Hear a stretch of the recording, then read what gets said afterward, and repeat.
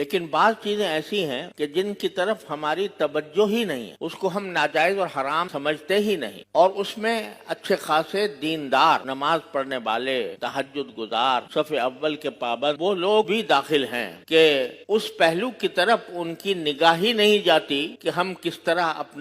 اپنے رزق میں حلال کے ساتھ ہم حرام کی آمیزش کر رہے ہیں۔ عام طور سے یہ لوگ سمجھتے ہیں بھئی ہم تو مزدوری کرتے ہیں، محنت کرتے ہیں، کماتے ہیں، کھاتے ہیں اور نمازیں بھی پڑھتے ہیں، روزے بھی رکھتے ہیں، یہ سارے کام کر رہے ہیں، لیکن ان کو پتہ نہیں ہے کہ خود ان کی زندگی میں بعض ایسی چیزیں شامل ہو گئی ہیں جس کی وجہ سے ان کا لقمہ حرام میں ملا ہوا۔ اس کی ایک مثال میں یہ دیتا ہوں کہ شریعت نے میراث کے احکام قرآن کریم میں تفصیل کے ساتھ نازل فرمایا، اور یہ فرمایا کہ جب کسی کا انتقال ہو تو اس وقت میں سب سے پہلا کام یہ ہونا چاہیے کہ اس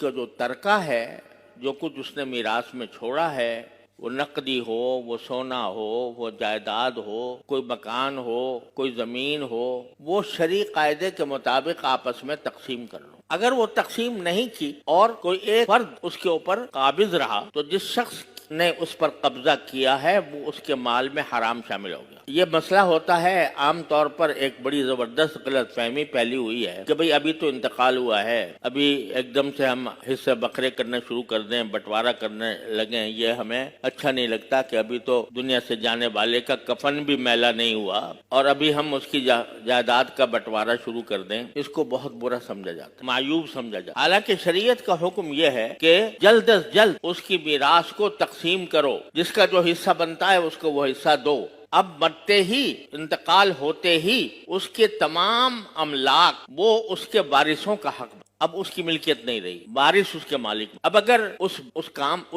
ترکے کو کوئی شخص دوسرے وارثوں کی اجازت کے بغیر استعمال کرتا ہے وہ حرام کرتا۔ میں آپ کو مثال دیتا ہوں کہ جب ہمارے حضرت والد ماجد بانی دارالعلوم حضرت مولانا مفتی محمد شفیع صاحب رحمۃ اللہ علیہ کی وفات، تو میرے شیخ حضرت ڈاکٹر عبدالحی صاحب عارفی قدس اللہ تعالیٰ سرہ وہ تشریف لائے اسی دن جس دن وفات، اور جس دن تجہیز و تکفین ہو چکی تھی یا ہونے والی تھی، اب مجھے یہ صحیح یاد نہیں رہا، اس وقت تشریف لائے تو طبیعت پر بہت زیادہ تھکاوٹ تھی۔ ایک تو صدمے کا اثر تھا، حضرت کو میرے والد ماجد رحمۃ اللہ علیہ سے بہت زیادہ محبت، صدمے کا اثر بھی تھا اور کچھ تھکن بھی تھی، تو کمزوری محسوس ہو رہی۔ تو ہم نے حضرت والد صاحب رحمۃ اللہ علیہ کے سرہانے ایک خمیرہ رکھا رہتا تھا، خمیرہ جو ذرا تقویت کے لیے ہوتا ہے، تو ہم وہ لے آئے کہ حضرت یہ تھوڑا سا خمیرہ تناول فرما لیں تاکہ آپ کی کمزوری دور ہو جائے۔ تو حضرت نے فرمایا بھائی یہ تم کیسے لے آئے، یہ تو اب ترکہ ہو گیا، یہ تو میراث کا حصہ ہو اور یہ اس میں میراث وارثوں کا حق بن گیا، تم نے کیسے اس کے اوپر تصرف کیا کہ مجھے لا کر دے دیا؟ ہم نے عرض کیا کہ الحمدللہ سارے ورثاء موجود ہیں، بالغ ہیں، عاقل ہیں، اور سب اپنی مرضی سے، اپنی خوشی سے یہ آپ کی خدمت میں پیش کر رہے ہیں، اس لیے آپ اس میں تعامل نہ فرمائیں۔ لیکن انہوں نے توجہ یہ دلائی کہ انتقال ہونے کے بعد سب سے پہلی فکر یہ ہونی چاہیے کہ جو اس کا ترکہ ہے اس ترکے میں کوئی غیر وارث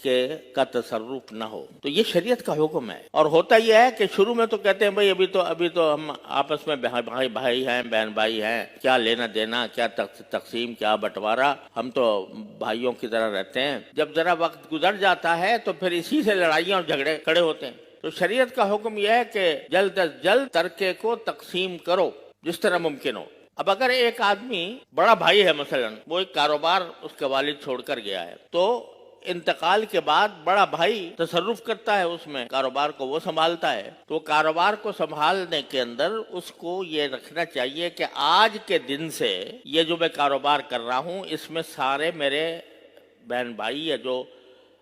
وارث ہیں وہ سب شریک ہیں۔ اس کے حساب سے اس کو یہ کرنا چاہیے کہ بھئی چونکہ ہم شریک ہیں، یا تو ہم فوراً اپنے حصے الگ کر لیں،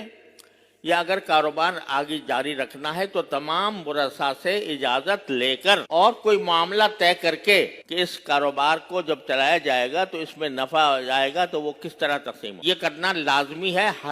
ضروری ہے۔ اگر وہ شخص اس کاروبار پر اس نے قبضہ کر لیا یا وہ کاروبار چلاتا رہا، دوسرے وارثوں سے کچھ پوچھا نہیں، دوسرے وارثوں کی کوئی مرضی نہیں لی، تو اس کے کھانے میں حرام شامل ہو گیا۔